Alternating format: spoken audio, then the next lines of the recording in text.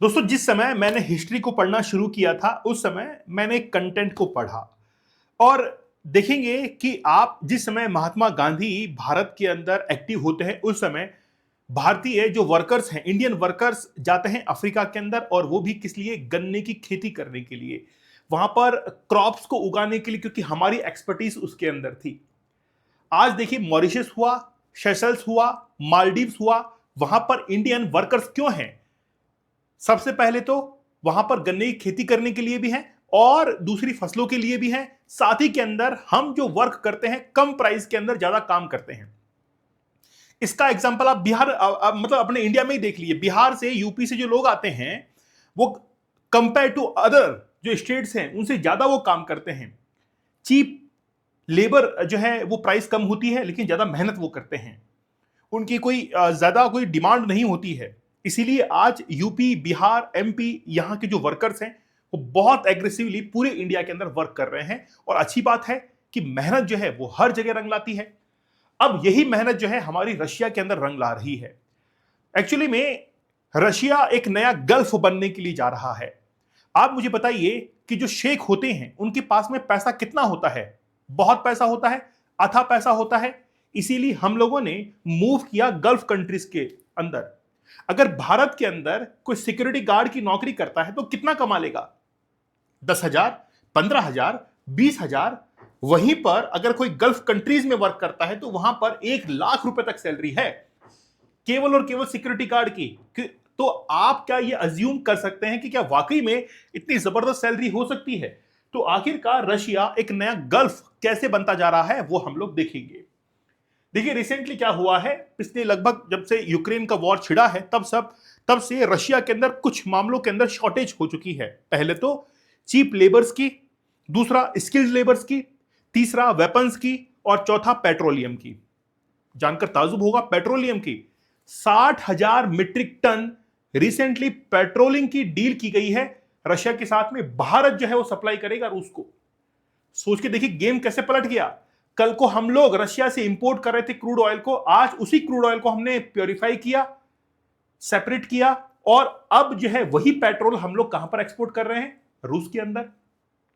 समझ रहे हैं आप बात? तो मतलब बात यह है कि हम जितना कैपेसिटी से आज काम कर रहे हैं, जो पहले हमको एक्सपोर्ट करते थे, आज वही चीज उसको और रिफाइन करके हम लोग एक्सपोर्ट करने लग गए हैं। जैसे एग्जांपल मैं आपको ब्रिटिश एरा का दिलाता हूं।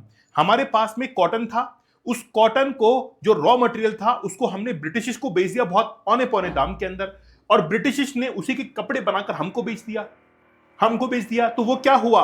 वैसे ही आज कहानी भारत के साथ में हो रही है। भारत ने औने पौने दाम में क्रूड ऑयल को खरीद लिया, उसी को प्योर किया और पेट्रोलियम के 60,000 मीट्रिक टन का ऑर्डर रशिया से हमको मिल चुका है। तो इस तरीके से जो है आप देख सकते हैं कि हमारे इंडिया के जो स्किल्ड वर्कर हैं, और मैंने इसको हाईलाइट भी किया कि स्किल्ड वर्कर चाहिए। ऐसा नहीं कि कोई भी उठ के जो है आंख धो के चला गया, बोला हम तो जो है रशिया जा रहे हैं और वहां पे पैसा कमाएंगे। ऐसा नहीं हो पाएगा। स्किल्ड वर्कर जो है उनकी जरूरत पड़ेगी। खास तौर पर रशिया के अंदर विनय कुमार जो कि इंडियन एम्बेसडर हैं टू रशिया, उन्होंने कहा कि इंडिया के साथ साथ में म्यांमार जो है उसकी भी काफी डिमांड है। अब आप म्यांमार का और इंडिया का कंपैरिजन देख लीजिए कि रशिया को क्या चाहिए। रशिया को चाहिए एक चीप लेबर और साथ में स्किल्ड भी वो हो, इसको अपने काम की काफी जरूरत हो। तो भारतीय जो कामगार हैं इनकी जरूरत पड़ रही है अब रशिया के अंदर। जो पहले गल्फ कंट्रीज में हम लोग मूव करते थे, अब हम लोग रूस की तरफ मूव कर रहे हैं। लेकिन आखिरकार कितने वर्कर्स गल्फ कंट्रीज में थे, कितना पैसा मिलता था एक सिक्योरिटी गार्ड को, एक डोमेस्टिक जो हेल्पर्स हैं उनको कितना मिलता था, वो तमाम बातें जो है वो अभी हम लोग देखने वाले हैं। देखिए, पहली बात तो ये है कि rise in Indian workers in Russia. 2021 के अंदर 5,480 जो वर्कर थे वो गए थे ऑन परमिट वीजा, कहां पर? रूस के अंदर। उनकी तादाद 2024 में बढ़कर 36,208 हो चुकी है। उसके बाद में आप देखेंगे कि लगभग, मतलब ये खबर पहले की है ये वाली, कि रशिया ने डिमांड की है 10 लाख वर्कर की। हम लोग दिसंबर 2025 तक लगभग 10,000 वर्कर्स को हायर करेंगे। अब ये न्यूज है कि 1 करोड़ जो इंडियंस हैं इनको रशिया के अंदर भेजा जाएगा और वहां पर एज ए लेबर वो काम करेंगे अलग अलग डिफरेंट एरियाज के अंदर। गल्फ कंट्रीज की अगर हम लोग बात करें तो यूनाइटेड अरब एमिरेट्स सबसे ज्यादा, लगभग 39 लाख लोग वहां पर काम कर रहे हैं जो कि इंडियन हैं। पूरे विश्व में सबसे ज्यादा अमेरिका के अंदर है, लगभग 56 लाख लोग। ठीक है, 56 लाख मतलब बहुत बड़ा नंबर ये हो गया। आप देखेंगे कि हर गली में आपको इंडियन दिखाई देगा, हर गली के अंदर। मैं तो जब व्लॉग्स वगैरह देखता हूं, मुझे बड़ा शौक है व्लॉग्स देखने का, तो जब मैं व्लॉग्स वगैरह देखता हूं तो वहां पर देखता हूं कि एक जो इंडियन व्लॉगर है वो थोड़ा सा दूर ट्रेवल कर रहा है और उसको कोई ना कोई इंडियन मिल जा रहा है, फिर थोड़ा ट्रेवल कर रहा है, कोई ना कोई इंडियन मिल जा रहा है। एक घटना मेरे सामने आई थी, ब्रिटेन की वो घटना थी जिसमें एक इंडियन जो कि घूमने के लिए गया हुआ था ब्रिटेन के अंदर, लंदन में, और वहीं पर जो इंडियन रेजिडेंट थे, जैसे ही दोनों आमने सामने होते हैं एक दूसरे से मुंह फेर लेते हैं, बात तक नहीं करते।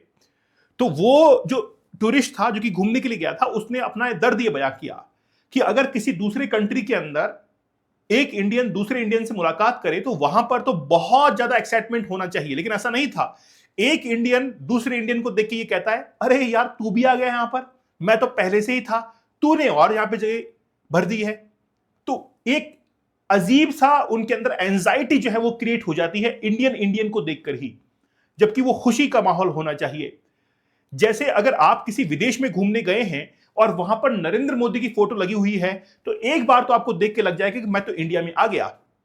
ये तो छोड़ो, आप इंडिया के अंदर भी किसी स्टेट में घूमने जाएंगे और आपके स्टेट का नाम या स्टेट की कोई गाड़ी भी, व्हीकल नंबर भी आपको नजर आएगा ना, या स्टेट के चीफ मिनिस्टर की फोटो भी नजर आएगी, तो आपको याद आएगा अपने स्टेट का, यार राजस्थान या दिल्ली या एमपी, यूपी, बिहार, सब याद आएगा आपको। क्योंकि ये क्या है, एक अटैचमेंट है ना। तो आप देखेंगे कि यूएस के अंदर 56 लाख लोग हैं, यूएई के अंदर 39 लाख लोग हैं, मलेशिया के अंदर 29 लाख हैं, कनाडा के अंदर 36 लाख हैं, सऊदी अरेबिया 27 लाख लोग हैं, श्रीलंका के अंदर 16 लाख लोग हैं। ठीक है, मतलब भरा पड़ा है, पूरे विश्व को हमने भर दिया है। पूरे विश्व की सबसे ज्यादा जनसंख्या भारत की तो है, कहां जाएंगे। ओके, ठीक है, पूरे विश्व के अंदर हर जगह ऐसा देख, होंडुरास, इरिट्रिया, सब जगह को भर दिया है हमने। ऐसी कोई जगह हमने खाली नहीं छोड़ी है पूरे विश्व के अंदर जहां पर इंडिया नहीं है, इंडियंस नहीं है ना। ठीक है, अगर आपके दिमाग में कोई कंट्री ऐसा हो जिसमें आप लोग कह सके सर इस देश में इंडिया वाला नहीं मिलेगा, है ना, लेकिन मैं आपको खोज के बताऊंगा वहां पर मिल जाएगा इंडिया, है ना। ठीक है, चलिए। तो यूएई के अंदर देखिए, यूएई, अमन, ओमान, सऊदी अरेबिया के अंदर, कुवैत के अंदर, हर जगह, तो गल्फ कंट्रीज के अंदर तो हम लोग बिल्कुल फैले हुए हैं, है ना, बिल्कुल चादर फैला के बिल्कुल पड़े हुए हैं। चिंता मत करिए आप, हर जगह हम लोग मिलेंगे। लेकिन बात यह है कि आखिरकार किस एज ग्रुप के कितने लोग हैं। 18 से 30 साल के जो लोग हैं उनकी जो टोटल पॉपुलेशन है वो 50 to 60% है वर्क फोर्स की।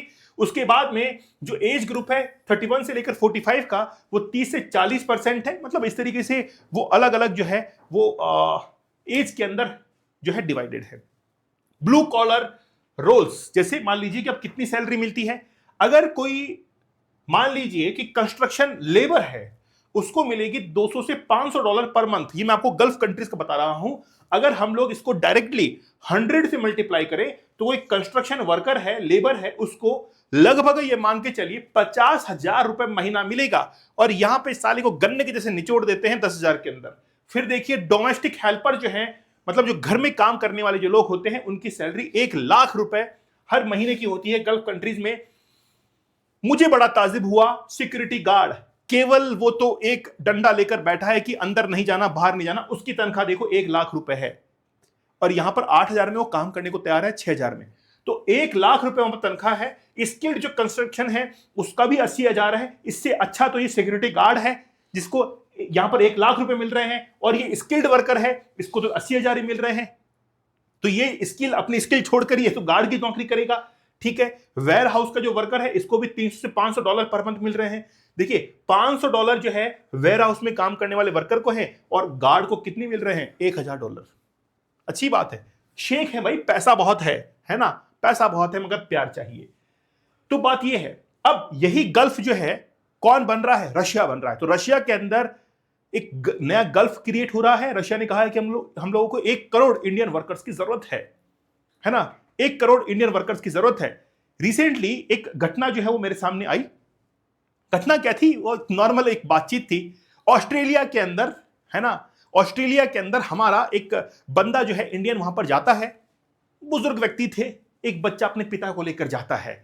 उसको थोड़ा बीड़ी पीने की आदत थी, वो क्या करता है, फ्लाइट के अंदर बीड़ी का बंडल ले जाता है। मतलब एक हंसी वैसी बात है, कोई प्रूफ नहीं है। वो बोला बीड़ी का बंडल वहां पे ले जाता, छुपा छुपू के कैसे भी करके, बोला ले जाने दो। और वहां पर रोजाना बालकनी में बैठकर बीड़ी पीता है वो। आसपास के लोग देते कि यार ये क्या पी रहा है, तो जो लड़के वगैरह होते हैं कि यार ये क्या है, धुआं उठ रहा है, हमको भी पीने दो। आप मानेंगे नहीं कि कुछ एक लड़कों को वहां पर बीड़ी पीना सिखाया था, और उस मोहल्ले के अंदर हर लड़का जो है बीड़ी पीना सीख गया, बीड़ी पीना सीख गया। और बाद में ऑस्ट्रेलिया से उन अंकल को वापस से भेजा गया, भाई तुम इंडिया में जाओ, ये क्या सिखा दिया, बीड़ी पीना सिखा दिया इनको यार यहाँ पे। तो समझ रहे हैं आप, है ना। तो खैर कोई बात नहीं, लेकिन इंडियंस जो वर्कर्स हैं बहुत मेहनती होते हैं, और कम जो है कम पेमेंट के अंदर काफी अच्छी वो जॉब करते हैं। दोस्तों कोई कोर्स लेने की जरूरत नहीं है, ये सब बेकार की बातें हैं, है ना। कोई कोर्स लेने की जरूरत नहीं है, ये कुछ भी नहीं होता, ये सब बेकार की बातें हैं। क्यों, है ना। समय जब निकल जाता है उसके बाद में फिर आप लीजिएगा इसको। जिंदगी के कुछ पल निकल जाने दीजिए, आप 5 से 10 साल, 5 से 7 साल निकल जाने दीजिए। फिर ये चैलेंज है 75 डेज का हार्ड चैलेंज, 100 डेज, ये सब बेकार है, इनमें कुछ भी होना जाना नहीं है। दीपक इंद्रा ऑफिशियल टेलीग्राम चैनल पर आप लोग जरूर ज्वाइन कर लीजिएगा। तो मिलते हैं आप लोगों से